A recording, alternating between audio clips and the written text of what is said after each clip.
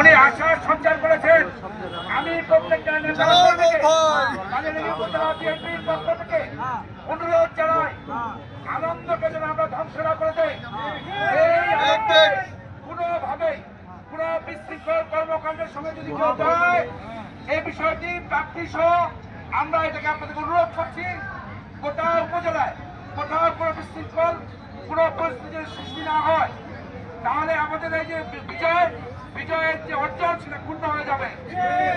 আগামীতে আমরা দলের নেতারা সকলে মিলে, আমাদের নবনির্বাচিত এমপি মিলে আমাদের কাজের পরিকল্পনা আমরা প্রত্যেককে জানিয়ে দেব। আমরা সিদ্ধান্ত নেব যে আমরা কি করবো, বিজয় কিভাবে উদযাপিত হবে সে বিষয়ে আমরা সকলে জানিয়ে দেবো। অনুরোধ করছি আপনার সকলে সুশৃঙ্খল ভাবে সারাদিন ক্লান্ত আছেন, বাড়ি গিয়ে রেস্ট নিন, আনন্দের সাথে বাড়ি যান এবং সবাই বিশ্রাম গ্রহণ করুন।